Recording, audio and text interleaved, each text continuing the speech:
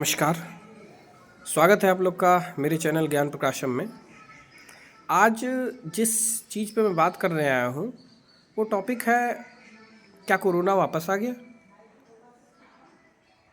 Actually में अभी एक वायरस आया है जिस वायरस का नाम है ह्यूमन मेटा न्यूमोनो वायरस।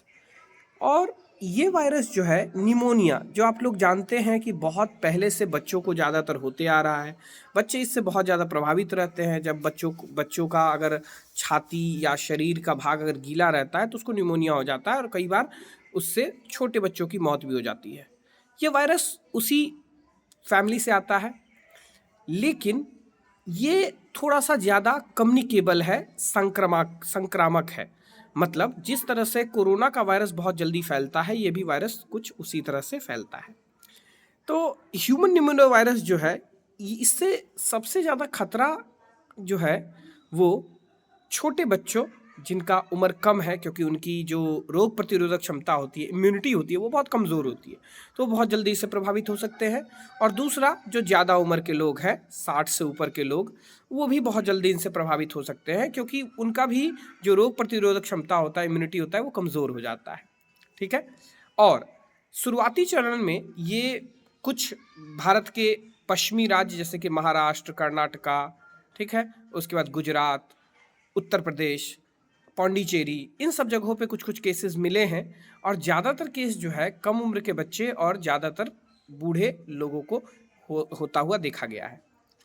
शुरुआती चरण में डॉक्टर्स के द्वारा ये कहा जा रहा है कि इनसे बचने का उपाय यही है कि आप ज़्यादा से ज़्यादा अपने आप को, जो प्रिकॉशन, जो सावधानियाँ कोरोना के समय में बचते थे, मतलब अपनाते थे, मास्क लगाना, बार बार हाथ धोना,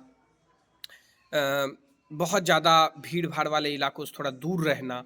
अभी घबराने की बहुत ज़्यादा ज़रूरत नहीं है, क्योंकि इसका जो फैलने का रेट है वो उतना ज़्यादा है नहीं जितना कि कोरोना का था।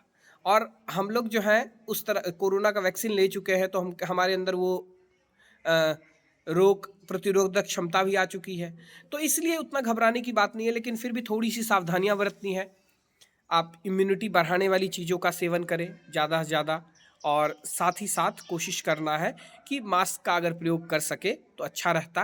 ठीक है, जिससे कि अगर कहीं कोई केस आता भी है तो भारत के लोग इतने जागरूक हैं कि अपने आप को इस तरह की बीमारियों से आसानी से बचा सकते हैं। पहली बार ये जो वायरस था वो 2001 में देखा गया था, और फ्लू भी बोलते हैं इससे।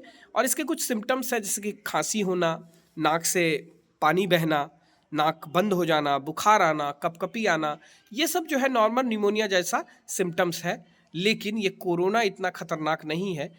अभी तक के जो रिपोर्ट आए हैं समाचार पत्रों के द्वारा, उनसे यही पता चलता है कि उतना ज़्यादा खतरनाक नहीं है। इसलिए लेकिन फिर भी हमें कुछ सावधानियां बरतने की ज़रूरत है, ताकि हम अपने आप को सुरक्षित रख सकें। ठीक है।